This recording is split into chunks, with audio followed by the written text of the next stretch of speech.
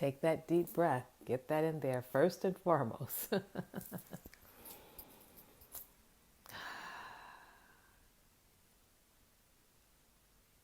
Good morning, good morning, good morning, good afternoon. How are you today?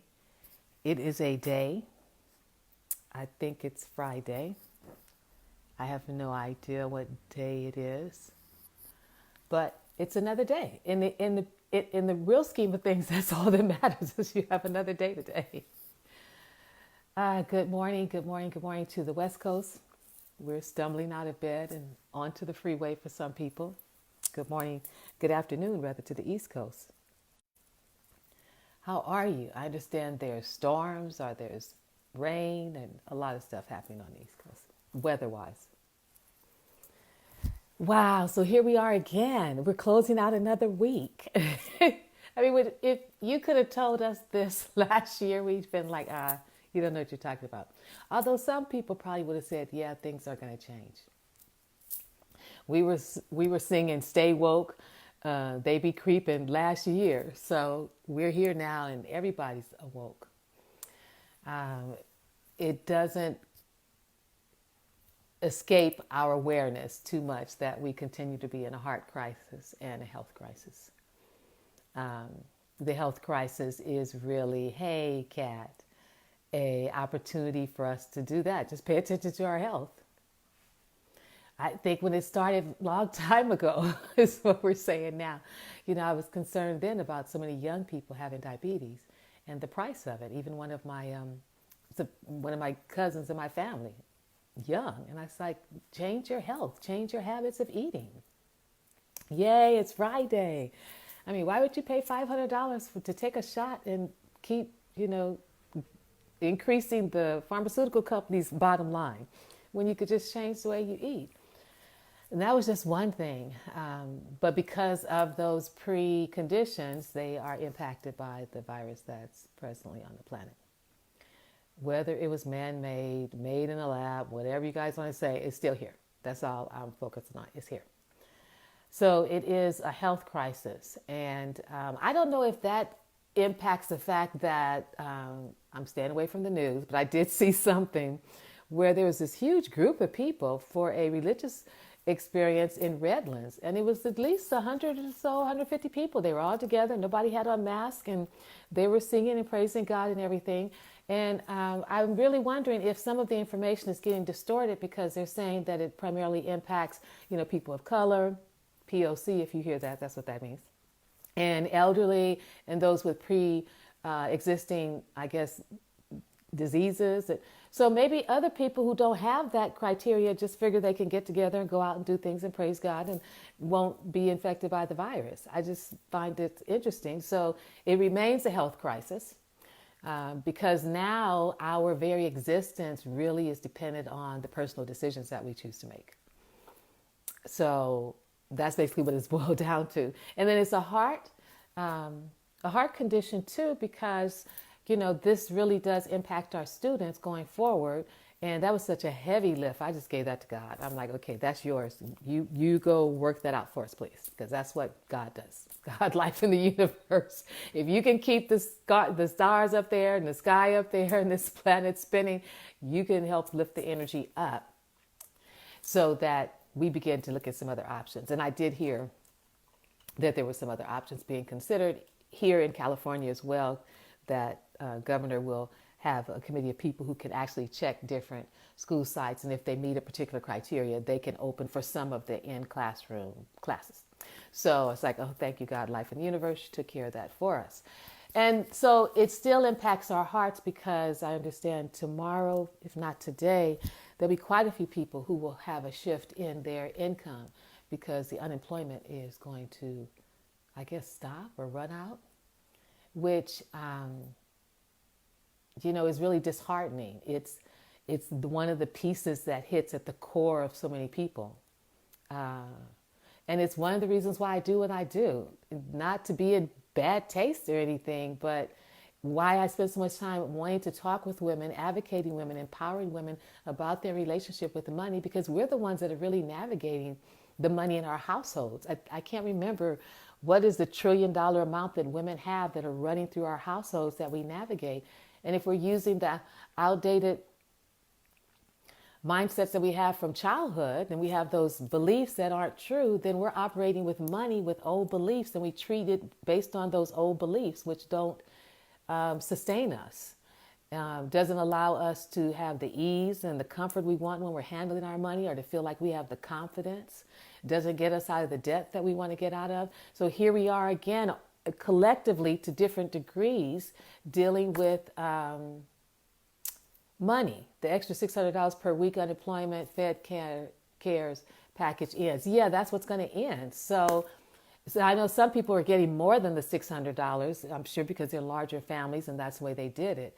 But here we are again looking at the issue of money. And what I have to say, it irritates me. It's so hard to get women to talk about money, to come, to talk, to be willing to learn, thinking that maybe the man in the household is going to take care of it. Oh my God, Kat is saying that puts people at $167 per week. Now that is a heart crisis. You have children to feed, you have families, you have houses, you have utilities, you have rent, you potentially have mortgages. I can't even talk about how significant it is for us to make plans going forward for what you're going to look like, what you're going to do. We just have to begin to look at what you're going to do going forward.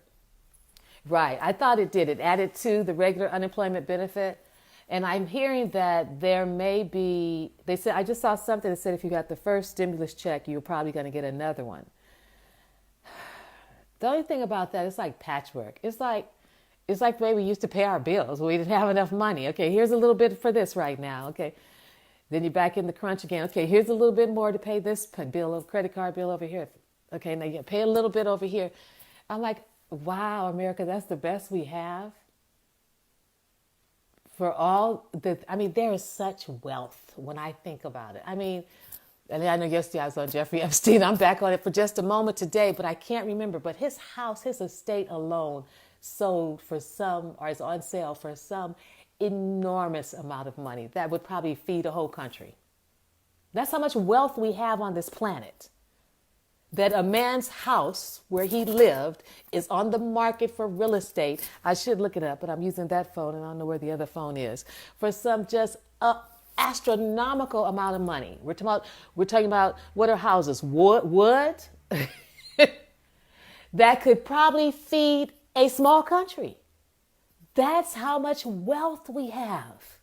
And yet, there's poor. Yet, people are going to be trying to figure out how they're going to feed themselves in what's not supposed to be a third world country, but is certainly sounding like a third world country called United States of America. How is that possible?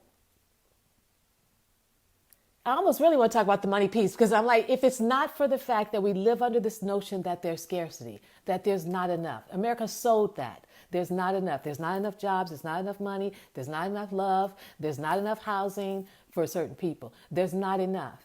And so a lot of people live under this sense that there's not enough, when again, a man's house is on the market for a certain amount of money, and money will be exchanged to buy that house, which is the equivalent of what could feed, I'm sure, a small country that could feed families and house the homeless. So we're rich. We are bountiful. It's simply a matter of what we choose to prioritize with the wealth that we have on this planet. And I'm really wanting women, even with the money you have right now, to be strategic, to look at prioritizing. You've got to keep a roof over your head. You've got to feed the children. When I was growing up, and large families need to feed the children, it was the dishes that would last the longest. So it was the spaghetti, with or without meatballs. It was, the lasagnas. It was the pinto beans and rice. It was the macaroni and cheese. I have family members now to this day who won't eat spaghetti because they ate so much growing up. But it's what we heard growing up, it's the meals that stretch. They fill the stomach and they stretch. But, that doesn't even begin to touch upon, I'm sure, the people who are struggling with keeping a roof over their head. and what that looks like. If particularly if it's intergenerational families, you have 2 or 3 generations in one home, keeping all of them together and then keeping a roof over their head. So I am going to suggest that while you enjoy that we have summer for the next 3 weeks or so, and there's some shift around school, some schools may be able to open, we still need to look at what's the plan going forward. What do you do going forward for yourself, for your family, for your health, for your finances, for your heart? What do we do going forward, and what's the plan? Because, even the other day I thought, okay, now how long have I been sitting here in March? Okay, I paid, when this started, I'd already paid the mortgage for March. So I'm like April, May, June, July, August, September, October, November, December, for 8 more months, potentially. And I do have some income with my clients coming in. Maybe not as much with my business as far as the coaching and speaking and all of that. But it made me begin to think about those who just have not planned or thought that far out, or just didn't have the capacity to do that.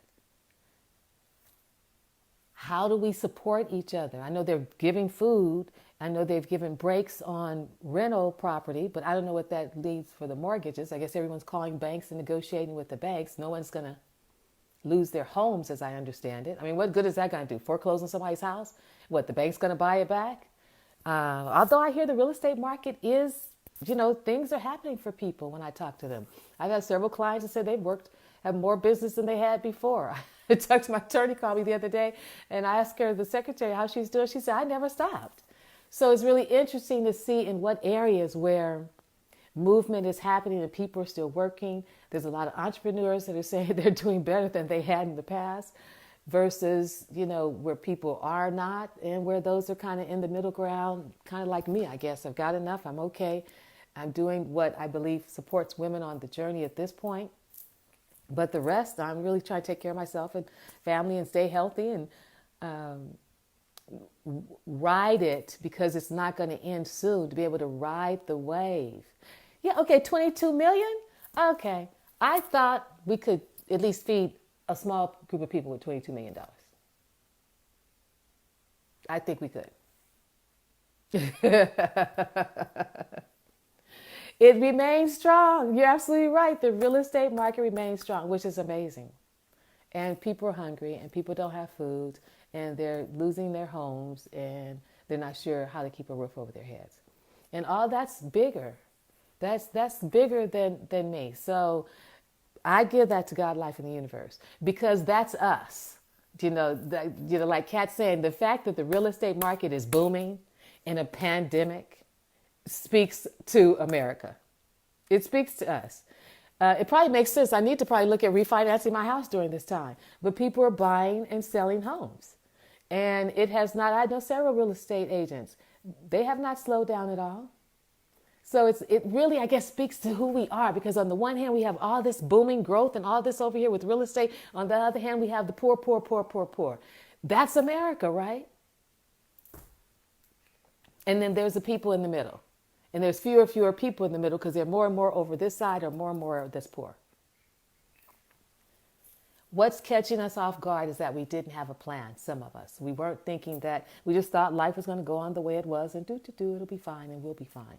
And life said, no, you need to wake up. So I'm saying to you now, enjoy your summer. Summer school is done. We have one final to do, and then our summer school will be done too. School starts out here on August 14th. So that gives us about 2.5, 3 weeks to just kind of breathe and relax, have fun, enjoy. I said yesterday, moms or dads, don't act like only moms are handling the school affairs. Reach out to your schools, find out what you can do, particularly for those students who have IEPs, those 501s, or those AB 3632, special ed education.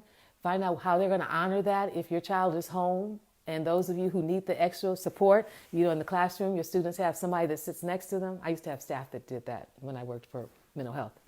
They would be in the classroom with the students to help them with their work and manage their behaviors. Make sure that gets done.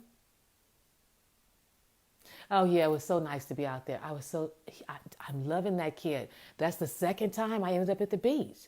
And I haven't even thought about going to the beach because they closed it. We could go and just walk, but I was like, oh, never mind. The beach, yay my yah, to see the ocean. just to smell it, to breathe it. Nice and refreshing. So do go outside. Don't stay in your house. Don't stay in front of the television. Go outside, walk around, breathe the air. If you can, get in a car.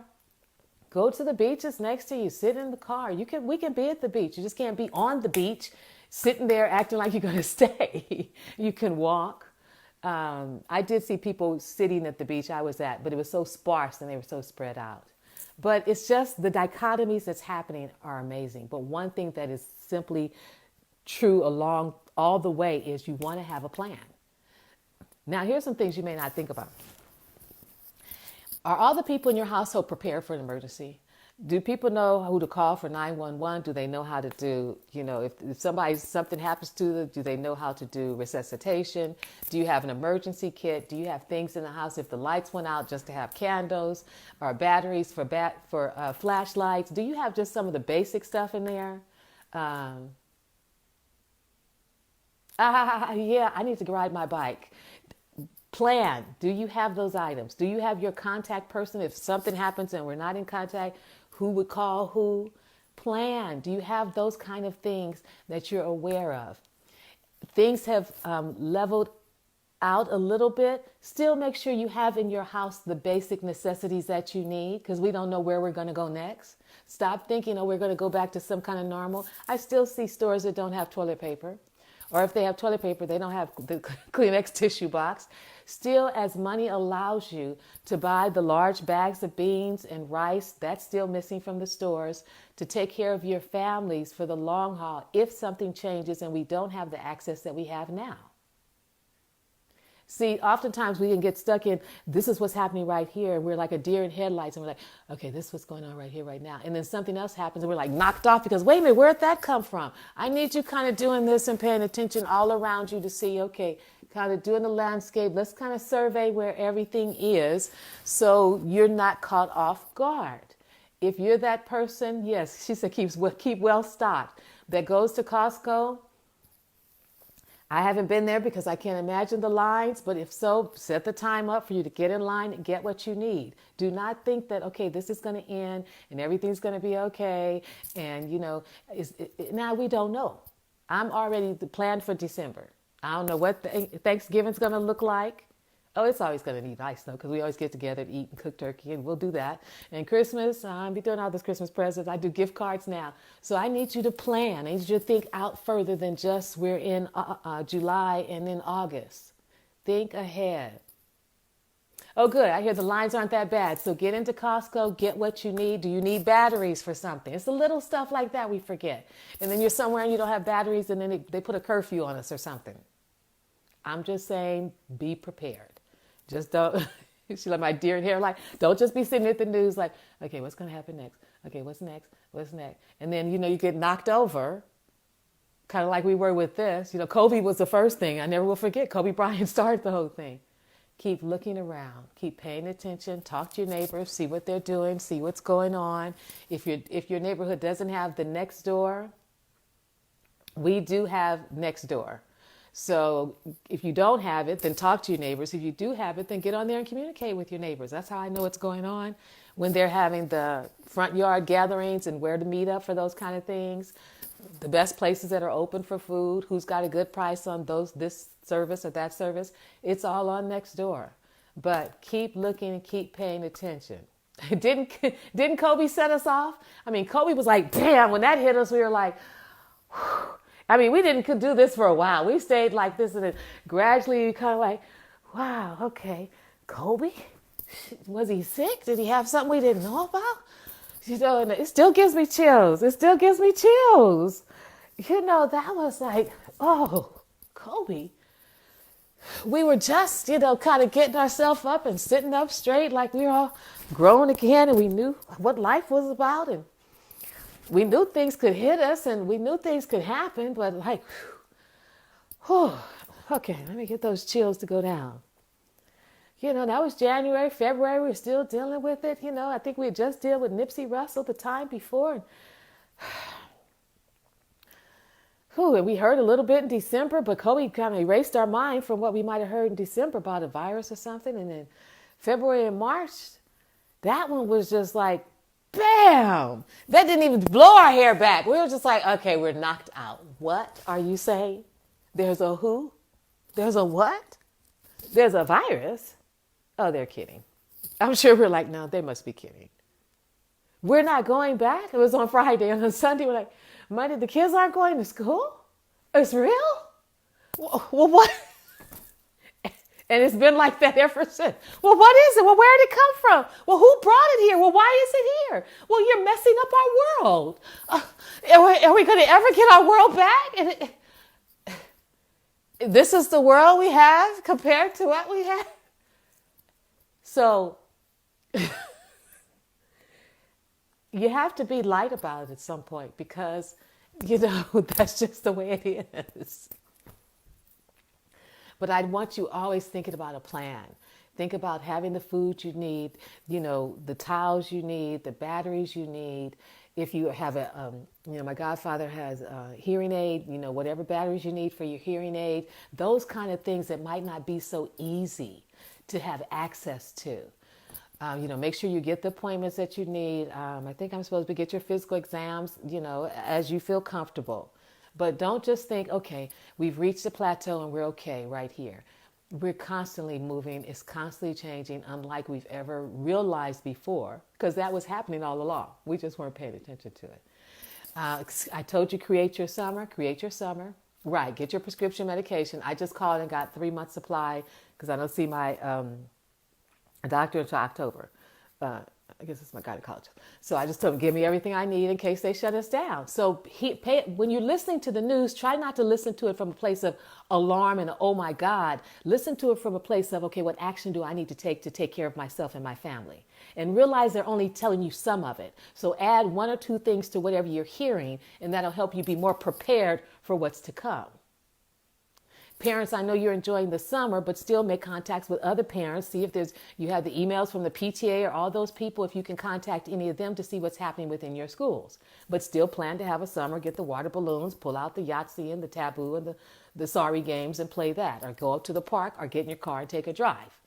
So you have options. But do contact, the PTA. Everyone else, you contact everybody you need to contact. You tell them everything you need and ask for it. You're not the only one. They're not going to only hear it from you, and ask for it. And then in the meantime, we're going to live life. My neighbors. I can always tell when my ladies come by because we're always talking. And that's it. We're going to live life. We're going to hold a space that some incredible people are going to step up in those higher places of the White House and make some decisions for the whole entire country. I actually heard something for a moment from I always call him Mr. Man, but it actually sounded like he had got a clue that, okay, maybe this isn't going to go the way I want it to go. So instead of me pushing the election and pushing all the divisiveness and pushing all the separation, let me just pause for a moment and say, okay, we need to wear masks. We need to do this. We need to do that. And it is worse than I said. But I don't expect him to stay there long. I'm sure he'll be back over here. But I did have a thought for a moment. What's going to happen to our election? I mean, seriously, I'm thinking about that. And we do want to be mindful of what's going to happen with the election. We're in July. We might as well call it August, September, October, November. And it's my birthday. Yay. Interesting to share it with all this. 3 months away. So I just went ahead and sent in my absentee ballot because I can't see us how. I guess we can go in there. They're going to wipe it down every single time after every thousands of people leave. We're going to stand in line for hours and hours, 6 feet apart. I just went ahead and said I'm doing an absentee ballot. But that did make me begin to think, going forward, what's going to happen? Are they going to actually say we can't have it? So that's what I mean about planning. Yes, I want you present in this moment. But at the same time, I need you to just look to see just a little bit down the road in the next 3 months. What are the possibilities? What are you going to need? What may shift for you? What do you need to think about as we head into August, September, October, November? Just gently keep it on your mind and be aware of it. Okay? What really is going to happen? And we can't do a whole lot about the election. I'm not sure who gets to make that decision. It can't be him. Someone other body has to be able to make that decision. But I don't see them calling it clean and saying, okay, we're free of the virus November 3rd. Everybody go vote. So that's what I mean.